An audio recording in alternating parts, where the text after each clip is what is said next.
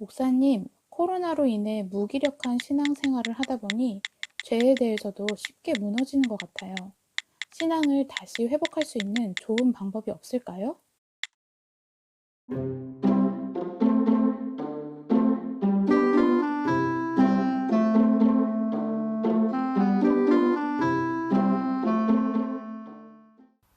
안녕하세요. 집에서 만나는 목사님 이성구 목사입니다. 다들 평안하신가요? 코로나 사태로 인해 우리나라뿐만 아니라 세계적으로 확진자와 사망자 수가 늘어나고 경제적으로도 정서적으로도 많이 힘든 시기를 보내고 있습니다. 그 가운데 성도들은 정상적인 예배를 드릴 수 없다는 것이 가장 큰 고통이 아닐까 생각되는데요. 성도에게 있어 한 주 교회를 빠지는 것도 신앙에 큰 타격을 입히는데 한 주도 아니고 1년을 이러한 시간을 보내고 있고 대면 모임을 통하여서 누릴 수 있었던 생생한 예배와 성도의 교제가 없다는 것은 우리에게 있어 너무나도 큰 타격을 입혔습니다.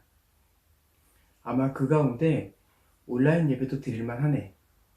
코로나가 종식되어도 가끔씩은 온라인 예배로 드리는 것도 괜찮겠어 라고 생각하시는 성도님들도 지금은 제가 굳이 설명하지 않아도 온라인 예배로는 신앙을 유지시키고 자라게 하는 것이 쉽지 않다는 것을 여러분이 몸소 느끼고 계실 거라 생각합니다.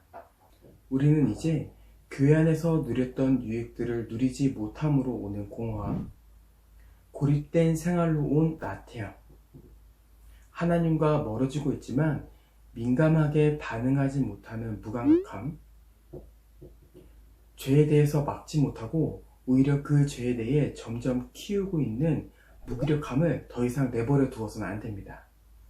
우리는 이제 이러한 모든 생활들을 끊어내야 됩니다. 그렇다면 우리는 어떻게 영적 침체를 끝내고 다시 신앙을 회복할 수 있을까요? 그것은 우리가 주님을 처음 만났을 때 했었던, 그리고 앞으로도 계속 해야 될 것인데요. 주님께서 우리가 믿음을 지키도록, 그리고 우리가 성화될 수 있도록 우리에게 허락하신 은혜의 수단인 회개입니다. 회개는 대표 기도자가 나와서 기도할 때 회개 기도를 하고, 수련회 갔을 때는 기도 인도자가 나와서 회개 기도를 시키고, 또한 매주 우리가 고백하는 기도문에 우리의 죄를 사하여 주시옵고 라고 고백하기 때문에 우리가 모르는 새로운 개념은 아닙니다.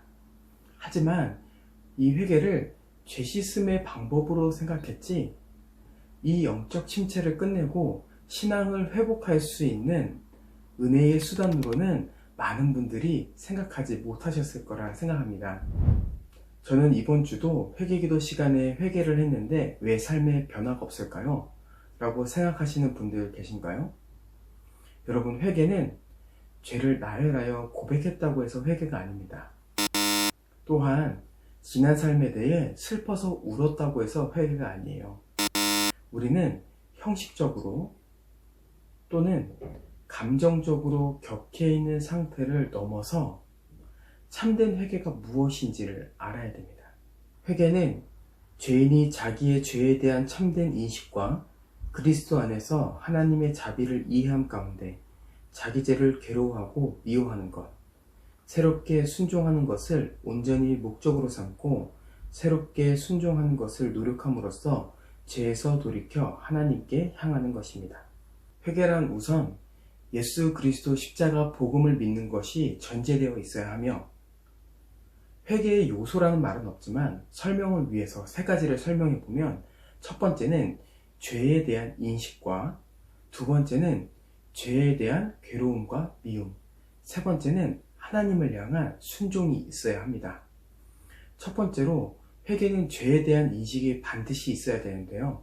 사도행전 2장 37절의 말씀을 보면요, 베드로의 설교를 들은 사람들의 반응이 나옵니다.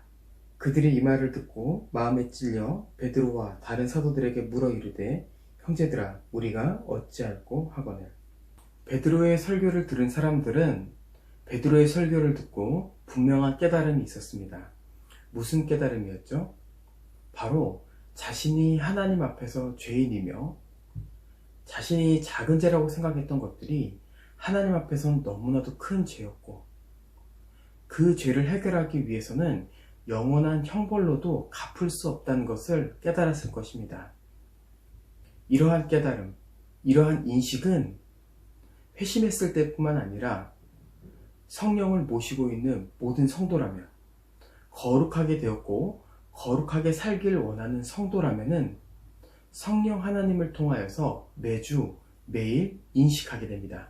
그렇기 때문에 나는 죄인이라서 죄를 지을 수밖에 없었어 라고 생각하는 것, 하나님도 내가 죄인인 것을 알기 때문에 그냥 넘어가 주실 거야 라고 생각하는 것은 죄에 대해서 민감하게 반응하지 못하는 성도의 모습임을 깨닫고 그만큼 마음이 강팍해진 상태이기 때문에 복음을 다시 기억함으로써 하나님께 부드러운 마음을 주십시오.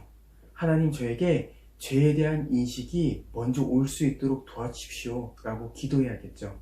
다음으로 우리는 죄의 심각성을 알게 하신 성령님을 통해 하나님께서 우리를 위해서 아들 예수 그리스도를 보내셨고, 예수 그리스도는 우리의 죄를 속량하시기 위해서 십자가에 못 박혀 죽으셨고, 또한 우리는 거룩하게 살지 못하여 하나님의 영광을 가렸고 하나님이 세우신 교회에 해를 가했다는 것을 깨달아 죄에 대한 괴로움과 미움이 생깁니다. 베드로가 예수께서 자기에게 하신 말씀, 곧 닭이 2번 울기 전에 내가 나를 부인하리라 하심이 기억되어 그 일을 생각하고 울었더라.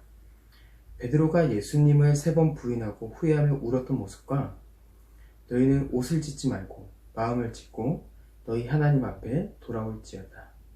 마음을 찢고 돌아오라는 요에서 말씀을 통해 죄에 대한 인식에 이어서 죄에 대한 괴로움과 미움이 있다는 것을 본문이 보여줍니다. 우리는 악한 삶에 대한 괴로움과 지었던 죄에 대한 거부감이 없나요? 여러분, 그렇다면 우리는 기도해야 됩니다. 주님, 이제 죄에 대한 괴로움과 미움이 있어 주님께 다시 돌아가기를 원합니다 라고 고백해야 되는 거죠. 마지막으로 회개에는 하나님을 향한 순종이 있습니다. 그것을 잘 보여주는 성경 인물이 돌 무화과 나무에 올라갔던 삭개오인데요.